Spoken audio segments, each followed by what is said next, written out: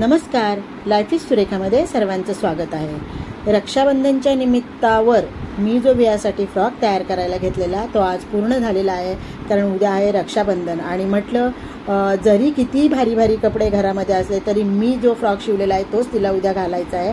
आणि तशी मी तयारी केली होती की त्याआधी जसा वेळ मिळेल तसं त्याआधी तो फ्रॉक मी रेडी करेल। तर हे जे तुम्ही कापड पाहताय ना, तर सध्या मी घरी केसाचे पोने म्हणजे स्क्रंची तयार करते आणि त्यासाठी हे कापड मी आणलं होतं। जास्त नव्हतं, अर्धा मीटरच कापड होतं। पण मी जेव्हा कटिंग करायला घेतलं तेव्हा मला असं जाणवलं की तो स्ट्रेचेबल कापड आहे आणि त्याच्यामुळे पोनीसाठी तो योग्य नाही। मग मी म्हटलं एवढं भारी कापड आहे तर आपण ह्याच्यासाठी विहायला ड्रेस शिवूया। ह्याच्या आधी पण मी विहायला 2 ड्रेस शिवलेले आणि ते विहायला खूप सुंदर बसले आणि दिसतात देखील छान।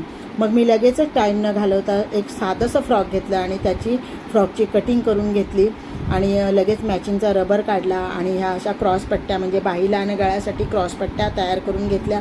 आणि माझं असं आहे की मी एखादं काम हातात घेतलं आणि समजा कटिंग झाली तर ती गुंडाळून बाजूला ठेवणं मला जमत नाही, किंवा दुसरंही कुठलंही काम असू दे ते करायला घेतलं ना तर ते म्हणजे पूर्ण केल्याशिवाय मला स्वस्थ बसवत नाही। म्हणून कटिंग झाल्या झाल्या लगेचच मी मशीनला धागा मॅचिंगचा चढवला आणि शिवायला सुरुवात केली। तर सुरुवातच अशी केली, आधी सुरुवातीपासून म्हणजे मी स्टेप बाय स्टेप तुम्हाला सांगते। व्हिडिओ काही जास्त मोठा नाही, 3 ते 4 मिनिटाचा व्हिडिओ आहे, पण अगदी सुरुवात मी तुम्हाला सांगते। मी फ्रॉक अगदी साधा आहे पण तो कशा पद्धतीने शिवला। कापड कटिंग करतानाच मला वाटलं होतं की थोडासा प्रॉब्लेम होणार आहे, पण मी घेतलं शिवायला, म्हणजे तसं धाडस केलं की आपण हा फ्रॉक रेडी करायचाच। आणि अगदी खूप म्हणजे त्याला सुंदर असं फ्रील वगैरे लावायची, कारण त्या कलरचं माझ्याकडं नेटचं पण कापड होतं। म्हणून मग मी काय केलं, आधी खालून पट्टी जॉईन करून घेतली, त्याच्यानंतर मग बाहीची पट्टी जॉईन करून घेतली जी क्रॉस पट्ट्या कापल्या होत्या त्याने। आणि जे माझ्याकडे नेटचं मॅचिंगचं कापड होतं, इथे मी मशीनवर ते कापड ठेवले, तुम्हाला दिसत पण नसेल, पण ते अगदी परफेक्ट मॅचिंगचं कापड होतं।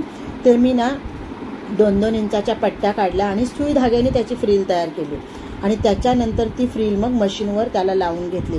तर खूपच सुंदर तो फ्रॉक दिसायला लागला। मग तशीच फ्रील मी बाहीला देखील लावून घेतली मागून पुढून, आणि ही फ्रील मी फक्त पुढच्या भागात लावून घेतली।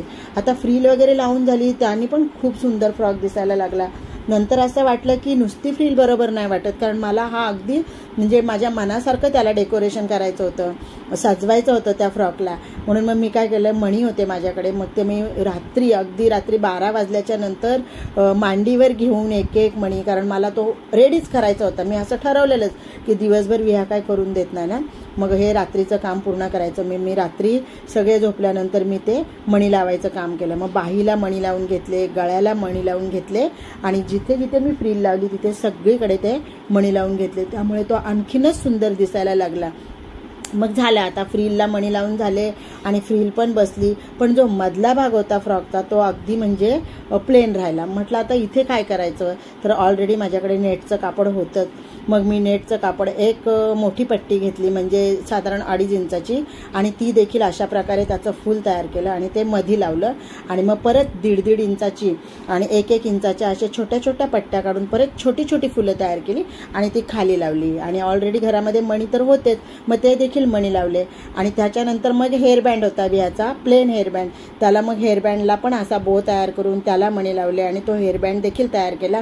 आणि आता विहाला मी घरामध्ये पोहणी बनवते ना, तर विहा सतत हातात घालत असते, म्हणून मग विहाच्या हातामध्ये घालायला देखील एक छोटासा पोनी म्हणजे असा पोनी तयार केला, पण ती तो हातामध्ये घालणार आहे।